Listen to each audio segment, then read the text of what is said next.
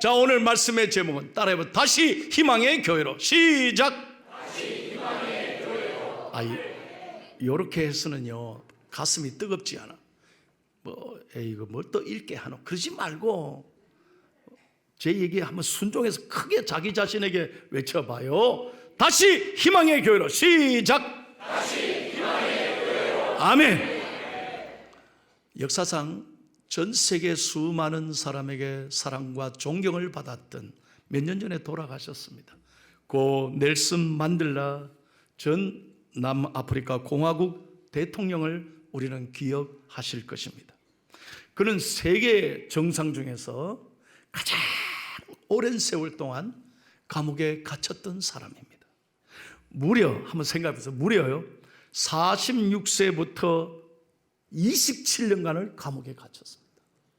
자기 인생의 가장 황금기에 27년간을 감옥에 정치범으로 갇혀서 꼼짝 못했어요. 얼마나 억울하겠어요. 얼마나 답답하고 힘들었겠어요. 그는 정치범으로 독방에 갇힌 지 4년째 되던 해에 어머니를 잃었습니다. 내보내주지를 않는 거예요. 그래서 어머니 장례식에도 못 갔습니다. 그 다음 해는 큰 아들을 자동차로 사고로 잃었습니다. 아들이 죽었을 때도 못 나갔습니다. 얼마나 아버지의 가슴이 애끓었겠습니까? 아내와 딸은 강제로 흑인 거주 지역으로 끌려갔답니다. 둘째 딸은 심한 우울증으로 밤마다 고통 속에 시달린 거예요. 그러니 아버지가 이런 소식을 들었을 때 모든 게 나 때문이구나. 나로 인해서 가족이 이렇게 불행하구나.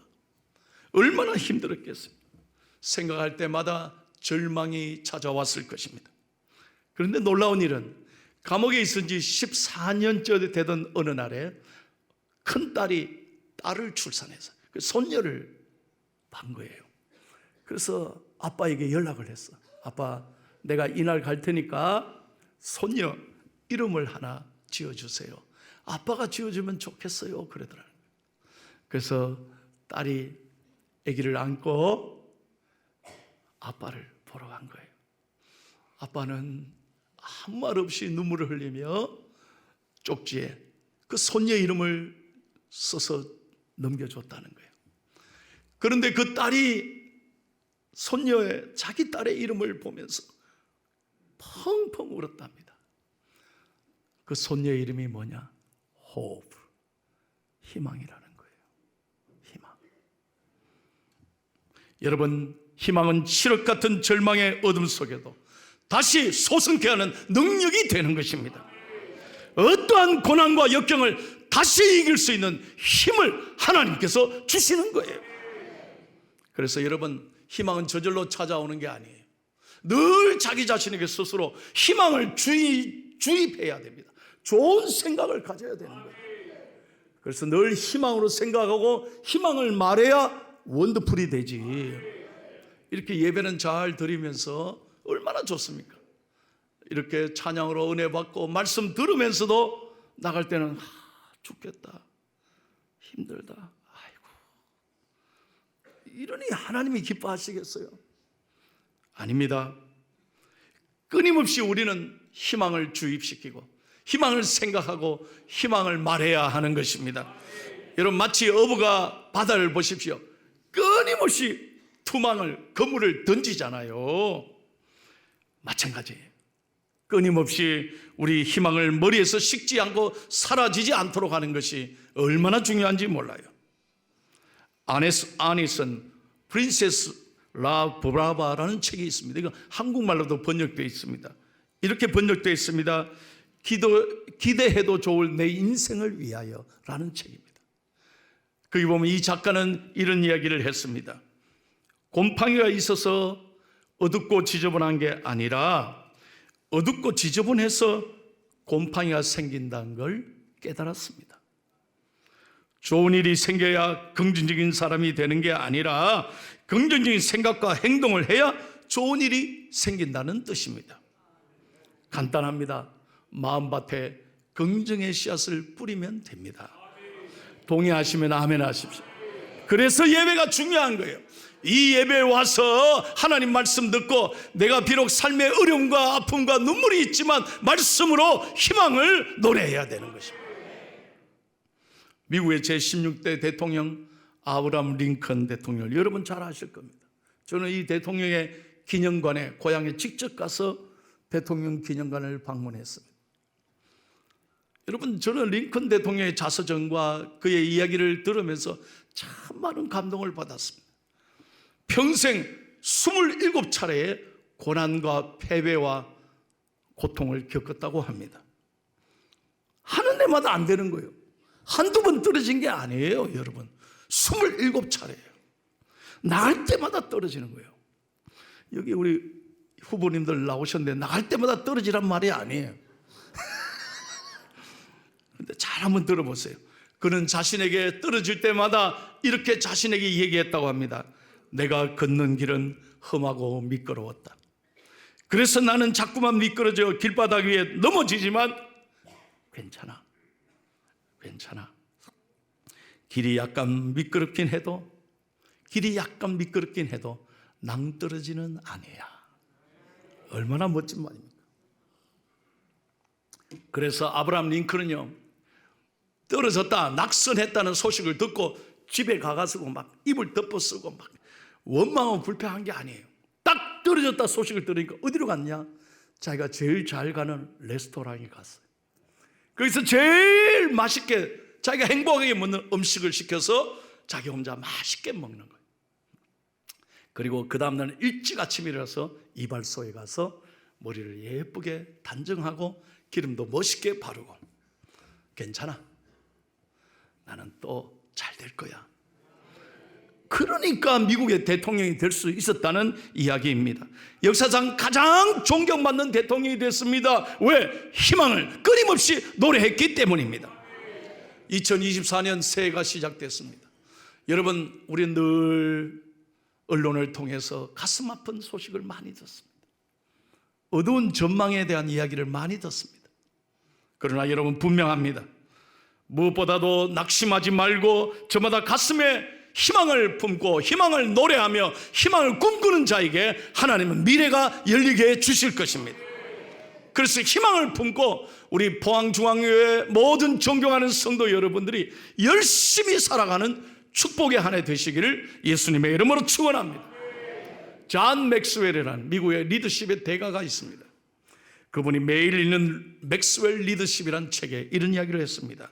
사람은 음식이 없이는 40일을, 물 없이는 나흘을, 공기 없이는 4분밖에 생존할 수 없다고 합니다. 그러나 희망이 없으면 단 4초라도 견딜 수가 없습니다. 아주 중요한 얘기예요. 여러분, 우리나라 가슴 아프게 OECD 국가 중에 이렇게 잘 사는 나라, 전쟁 후 70여 년 만에 세계 10위권에 드는 이렇게 편리하고 너무너무 잘 사는 나라, IT 세계 강국의 나라가 됐음에도 여전히 세계 자살률이 1위입니다. 가슴 아픈 일입니다. 왜 그렇습니까? 마음이 무너지기 때문에. 나는 아무것도 아니야. 나는 할 수 없어. 내 마음을 알아주는 사람이 아무도 없어. 그러니까 절망과 어둠에 갇혀서 모두가 포기하게 되는 것입니다. 사랑하는 여러분, 희망은 언제나 우리는 어떤 세월이나 아픔을 견딜 수 있는 힘을 주시고 능력을 주시고 은혜를 주실 줄로 믿습니다. 예배가 왜 중요하냐? 예배를 통해서 우리는 꿈을 꿉니다. 꿈은 꾸는 자의 것입니다. 여러분, 집에서 잠을 자면 꿈을 꾸잖아요. 그러나 교회 나와서 예배드리고 기도하면 하나님은 꿈을 이루어 주신다. 야, 내가 말해놓고도 얼마나 좋은 말이냐. 주여 지난 밤 내 꿈에 배였으니 그 꿈 이루어 주옵소서. 밤같이의 계시로 보여주사 항상 은혜를 주옵소서. 아멘. 하나님은 여러분의 작은 신음소리까지도 귀 기울여 들으시고 여러분의 꿈을 이루어 주실 것입니다. 그래서 언제나 희망을 갖고 살아가야 돼요. 희망은 인간이 누릴 수 있는 최고의 가치입니다. 희망이 없는 삶이 무기력하고 무능력하고 생명력이 없습니다. 여러분, 마귀는 끊임없이 자기 자신에게 저주합니다. 너 하는 게 뭐야? 너 되는 게 뭐야?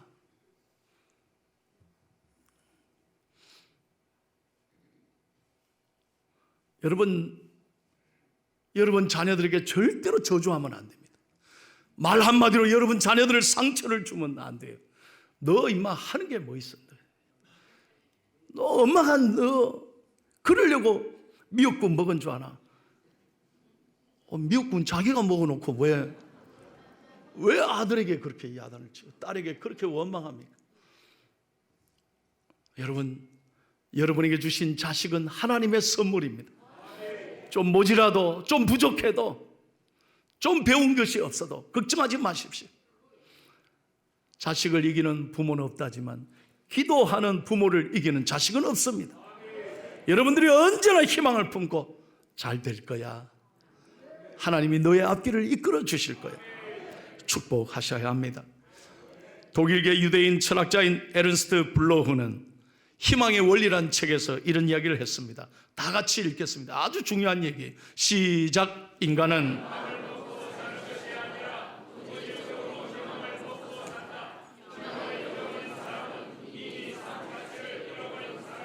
아멘, 할렐루야.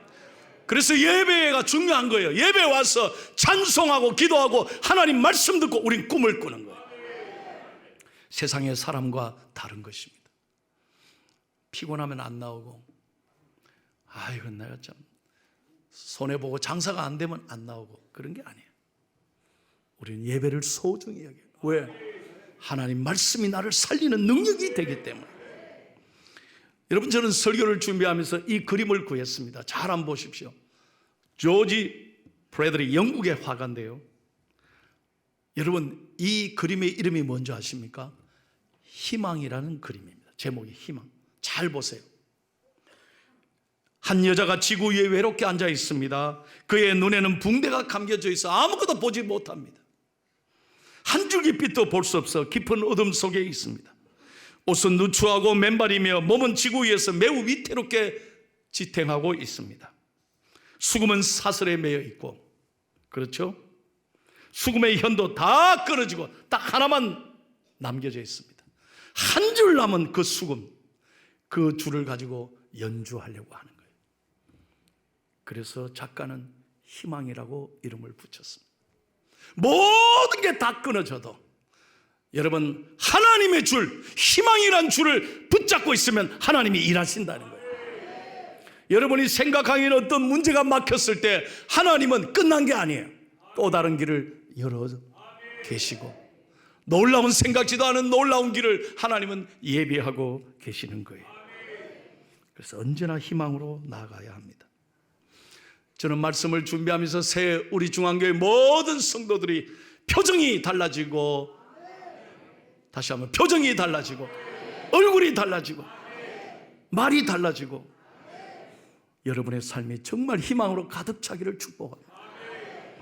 오늘 본문은 7세기 말 남유다가 완전히 무너져 갔을 때, 나라가 완전히 타락했어요. 정치 지도자들이 완전 부패하고 썩었어요. 앞이 보이지 않아요. 근데 하박국 선지자가 이런 어려운 상황에서 하나님께 울부짖어요. 하나님께서 하박국 선지자를 통해서 뭐라고 말씀하느냐? 2절 말씀 다 같이요. 다시 한번 읽겠습니다. 시작.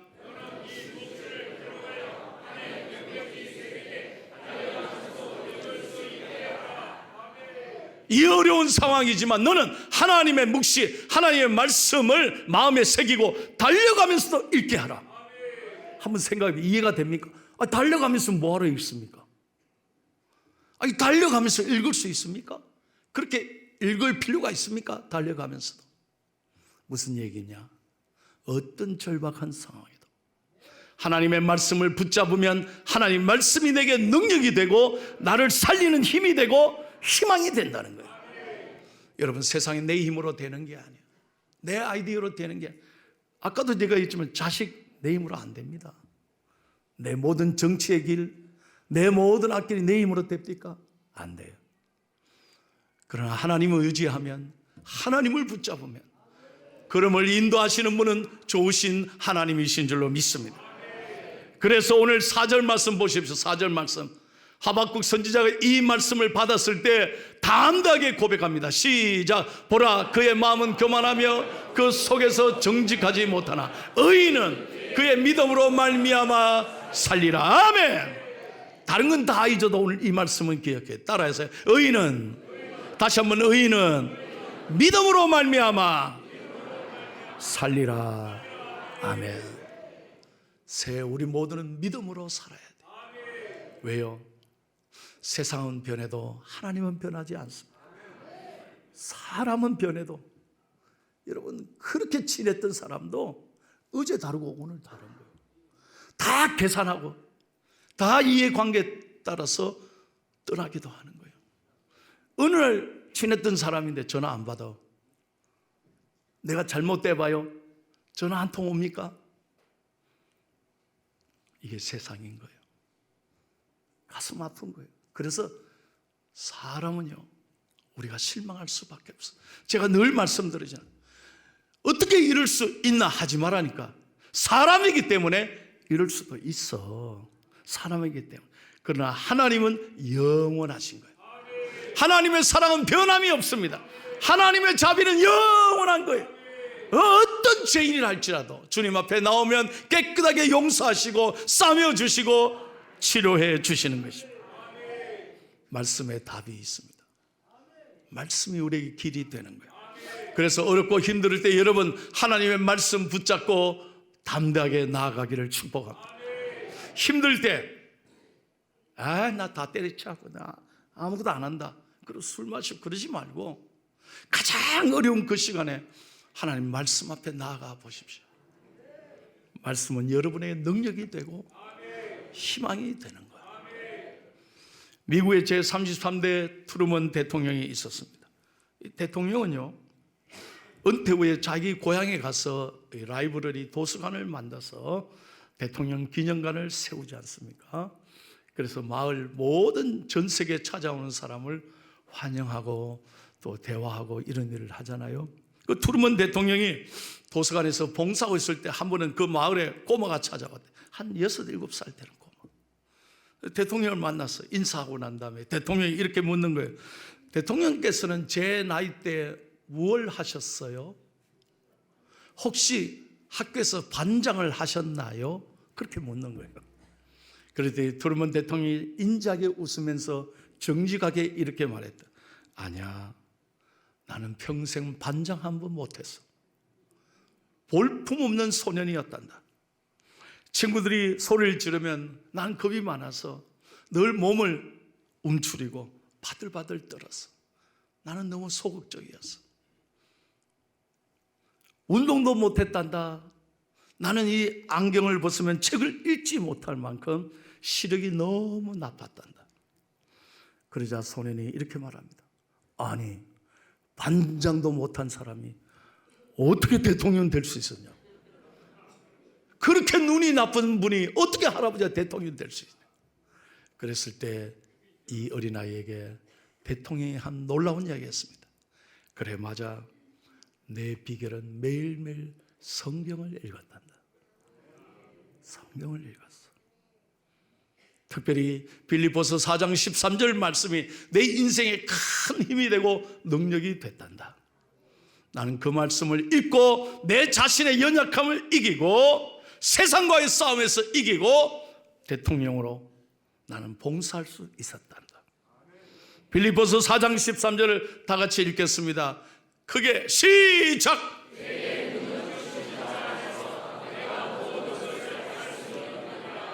다시 한번 크게 시작! 내게 능력 주시는 자 안에서 내가 모든 것을 할 수 있느니라. 아멘. 아멘. 나는 부족합니다. 나는 아무것도 아닙니다. 그러나 우리가 힘들고 어려울 때, 눈물 날 때 하나님 말씀 앞에 나아가면 말씀이 우리를 살리고 회복시키고 능력을 주시고 희망을 주실 줄로 믿습니다. 찬송합니다. 주의 말씀 받은 그날 참 기쁘고 복되도다. 이 기쁜 마음 못 이겨서 온 세상에 전하노라. 기쁜 날 주 나의 죄 다 씻은 날 늘 깨어서 기도하고 늘 기쁘게 살아가리. 기쁜 날 주 나의 죄 다 씻은 날. 할렐루야. 말씀이 우리에게 능력이 되고 희망이 되는 것입니다. 여러분, 저는 오늘 이렇게 설교하는 게 저는 너무너무 놀랍습니다. 왜냐하면 지난 수요일부터 금요일 저녁까지 청주에서 부흥회를 했습니다. 근데 수요일부터요, 죄송합니다, 계속 몸이 춥고 아프고 설사한 거예요.